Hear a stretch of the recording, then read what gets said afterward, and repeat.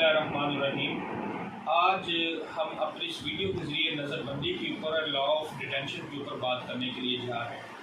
आजकल मुल्क अजीज़ में बड़ा हॉट इशू जा रहा है डिटेंशन के हवाले से मुख्तलिफ़ शख्सियात के बारे में, लेकिन हम शख्सियात को डिस्कस नहीं करेंगे। आज हम डिटेंशन की बात करेंगे, what is the law of detention. और आज हमारा जो स्पेसिफ़िकली जो हमारा मौजू है, ये वीडियो जो है वो तकरीबन 3 या 4 पार्ट्स में जाएगी। जो पहला पार्ट है उसमें हम क्लियर करने की कोशिश करेंगे कि डिटेंशन क्या चीज़ है। डिटेंशन दो तरह की होती है, एक होती है इलीगल डिटेंशन और एक होती है प्रिवेंटिव डिटेंशन।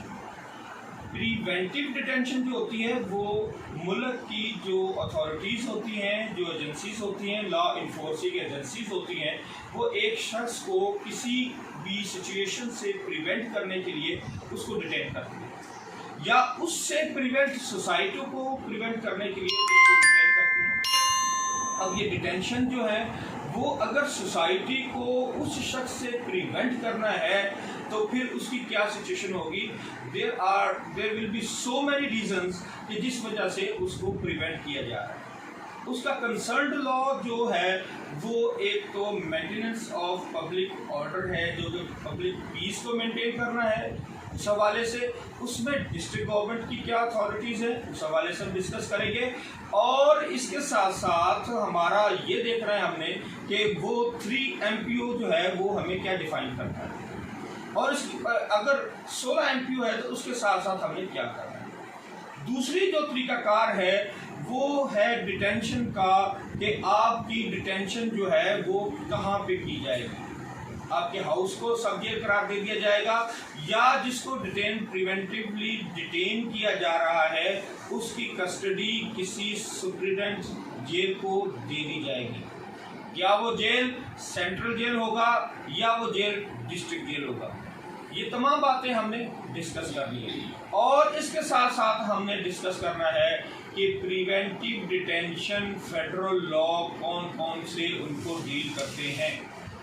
प्रिवेंटिव डिटेंशन को फेडरल लॉ में एंटी टेररिज्म एक्ट 1997 के सेक्शन डील करते हैं।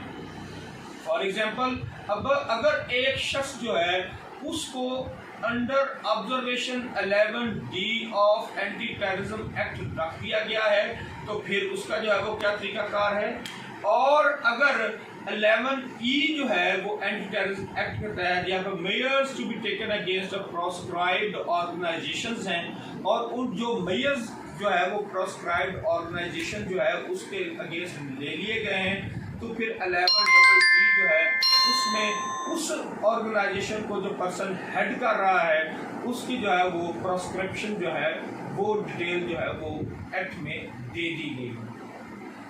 अब 11EE में अगर किसी शख्स को 4th शेड्यूल में डाल दिया गया, 4th शेड्यूल पे हमारा एक अलग से लेक्चर आ जाएगा, क्योंकि बहुत सारे दोस्तों के सवालात हैं कि 4th शेड्यूल होता क्या है, और 4th शेड्यूल में अगर एक शख्स आ जाए तो उसने करना क्या है और उसके लिए तरीका कार क्या है। इसके ऊपर हम एक अलग से, आप लोगों का सवाल होगा, मैं अब इसके ऊपर 4th शेड्यूल के ऊपर आपको एक अलग से वीडियो दूंगा, लेकिन अभी हम बात करें प्रिवेंटिव डिटेंशन की। और 11EE की कार्रवाई के बाद जब हम एक्ट हमें क्या प्रोवाइड करता है, ये मैं एंटी टेररिज्म एक्ट इसलिए मैंने अपने सामने रखा है ताकि मैं जो है वो थोड़ा लॉ भी आपको बताता जाऊँ, लेकिन कोशिश मैं कर रहा हूँ कि आपको आसान फहम तरीके के साथ बता दिया जाए। 11EE section is the preventive detention and it is a federal law, और ये फेडरल गवर्नमेंट जो है वो उसके इस लॉ को जो है वो कौन सी हायरार्की जो है वो करेगी। इसको मैं पढ़ूंगा कुछ लाइनें इसकी, ताकि आपको रिप्रोड्यूस हो सके, और उसका बाद में तर्जुमा भी कर दूंगा।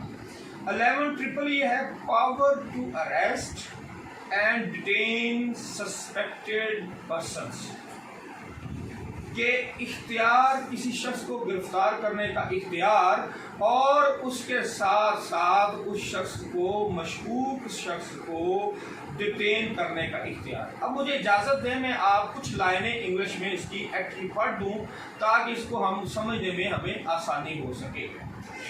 जी, government section 11EE sub section 1 है, government if satisfied that with a view to prevent any person whose name is included in the list referred to section 11EE, it is necessary so to do, may by order in writing direct to arrest and detain in such custody as may be specified such person for such period as may be specified in the order, and government if satisfied that for the aforesaid reasons it is necessary so to do, may extend from time to time the period of such detention for a total period not exceeding 12 months. Subsection 2 है, the provisions of Article 10 of the Constitution of the Islamic Republic of Pakistan shall mutatis apply to the arrest and detention of a person ordered under subsection 1. बहुत आसान है समझने के लिए। इसमें 3 बातें बताई गई कि जो डिटेंशन के ऑर्डर होंगे 11AA के तहत उसमें रीजन स्पेसिफाइड कर दी जाएगी और उसमें पीरियड भी स्पेसिफाइड कर दिया जाएगा। अब ये स्पेसिफाइड को भी मैं मखसूस आसान उर्दू में बात करता हूँ कि किसी भी शख्स के नज़र 11EE के सेक्शन के तहत अगर किसी शख्स को नज़रबंद किया जाएगा, प्रिवेंटिव डिटेंशन में रखा जाएगा, तो जो ऑर्डर होगा उसमें उस शख्स की नज़रबंदी की वजूहात को बयान किया जाएगा। और क्यों बयान किया जाएगा? वो अगर 11EE दफ़ा 11EE इंसदाद दहशतगर्दी एक्ट 1997 के तहत कार्रवाई उसके खिलाफ हो चुकी है और उसमें उसकी वजूहात बयान कर दी गई हैं उस शख्स की, तो वो 11EE में दफ़ा 11EE इंसदाद दहशतगर्दी एक्ट में ये बात वाज़ेह कर दी गई। अब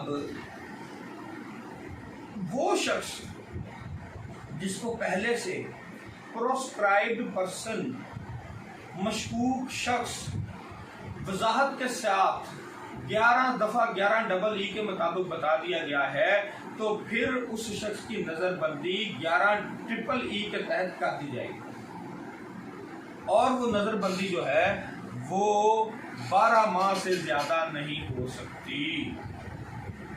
12 माह तक वो नज़रबंदी जा सकती है। ये दफ़ा के अल्फाज है, मैं दोबारा पढ़ता हूँ। The period of such detention for a total period not exceeding 12 months, 11 माह से ज़्यादा नहीं हो सकती। तो ये नज़रबंदी जो है वो एक शख्स जो किसी कल अदम जमात का सरबराह है या ओहदादार है, तो उसको वफाकी हुकूमत इंसदाद दहशतगर्दी एक्ट की दफ़ा 11EE के तहत नज़रबंद कर सकती। नज़रबंदी के अहकामात जो भी लॉ इन्फोर्सिंग एजेंसीज हैं उनकी रिपोर्ट के ऊपर कहते हुए कोई भी जो है वो जो शख्स सूबाई हुकूमत ने वफाकी हुकूमत ने इसके बारे में नामजद किया वो कर सकता है। जैसे एडमिनिस्ट्रेशन का जो है वो हेड जो है वो डिप्टी कमिश्नर है, कर सकता है। किसी भी ज़िले का DPO है या कैपिटल सिटी का जो है वो CCPO है, उसकी रिपोर्ट के ऊपर बेस करते हुए कर दिया सकता है। अब 11EE क्या है वो भी मैं थोड़ा सा बता दूँ। 11EE में थोड़ा सा पढ़ता हूँ ताकि समझ में आ जाए बात। 2 बातें इसमें 3 बताई गई हैं। तब यह प्रोस्क्रिप्शन ऑफ पर्सन, एक शख्स की कल अदमियत, एक शख्स को भी कल अदम किस तरह से किया जा सकता है। द फेडरल गवर्नमेंट में by order publish in the official gazette, जो गजट छपता है गवर्नमेंट का, वफाकी हुकूमत अपने गजट में एक list of a person as proscribe person, ऐसे अशखास की लिस्ट पब्लिश करेगी इन द 4th schedule on an ex parte basis, कि ये शख्स जो है ये 4th शेड्यूल में आ जाए। If there are reasonable grounds to believe, अगर कोई ऐसी वजूहात हो जाए दैट सच पर्सन की ऐसा शख्स कंसर्न्ड इन टेररिज्म, ये दहशतगर्दी में मुलव्वस है, अगर वो दहशतगर्दी में खुद नहीं मुलव्वस तो बी कहता है एन एक्टिविस्ट, वो एक्टिविस्ट है। सरगर्म कारकुन है, ऑफिस बीरर या उसके पास ओहदा है, और an associate of an organisation या किसी कालदम तंजीम का एसोसिएट है, मददगार है। Kept under observation section 11D, तो उसको जेर मुशाहदा रखा जाए 11D दफा के मुताबिक, और प्रोस्क्राइब्ड अंडर सेक्शन 11B, या वो 11B के तहत उसको जो है वो एक जो है वो प्रोस्क्राइब डिक्लेयर कर दिया जाए। और आगे सी बताया गया है इन एनी वे कंसर्न और suspected to be concern with such organisation और एफिलिएटेड विद एनी ग्रुप। हाँ, अगर किसी भी तरह से वो शख्स मशकूक है किसी जमात के साथ, to be involve in terrorism और सेक्रेटेरिज्म और एक्टिंग ऑन बिहाफ और at direction of any person organisation proscribed under this act, या वो उसकी एक्ट कर रहा है उस बिहाफ के ऊपर, उसकी डायरेक्शन पे अमल कर रहा है, तो ऐसा शख्स जो है वो 11EE में प्रोस्क्राइब्ड है। और जो 11EE में है उसकी नज़रबंदी जो है वो 11EE में हो जाएगी। ये आसान तरीकों के साथ ये मैंने आप कुछ बातें आपको नज़रबंदी के बारे में बताई हैं। जो हमारा अगला पार्ट होगा, हम अगले पार्ट में हम इसको तफसील के साथ बयान करेंगे कि 4th शेड्यूल की भी बात उसमें कर दी जाएगी कि 4th शेड्यूल में क्या होगा। आज मैंने थोड़ा सा बताया है, और साथ हम जो है इसकी कंपैरेटिव स्टडी करेंगे, और फिर हम डिस्कस करेंगे कि क्या writ 199 of constitution of Pakistan जो है उसमें, क्योंकि हम डिटेंशन के अगेंस्ट जाते हैं, क्या प्रिवेंटिव डिटेंशन में रिट की जो है वो क्या सिचुएशन होगी, हम हाई कोर्ट में जा सकते हैं, नहीं जा सकते। अगर प्रिवेंटिव डिटेंशन है तो उसको जो है हम किस तरह से जो है वो उसको ख़त्म करवा सकते हैं। अगर हमारा नाम 4th शेड्यूल में तो हम किस तरह से ख़त्म करवा सकते हैं।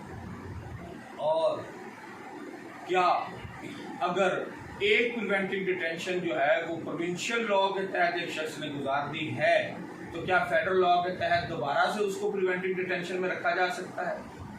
क्या अगर प्रोविंशियल रिव्यू बोर्ड का कोई फैसला आ चुका है तो उसके बाद जो है वो फेडरल लॉ, ये लॉ कहाँ तक एप्लीकेबल होगा। ये बहुत सारे सवाल हैं जिनको हम आते हुए वीडियोस में देखेंगे। मेरा लेक्चर अगर आपको पसंद आया है तो आप मेरे चैनल को सब्सक्राइब कीजिए, मज़ीद दोस्तों को बताइए, और आगे अपने कमेंट्स में हमें फीडबैक देना मत भूलें, क्योंकि आपका फीडबैक हमारे लिए बहुत मुकद्दम रखता है। खुदा हाफिज़। अस्सलामु अलैकुम व रहमतुल्लाहि व बरकातहू।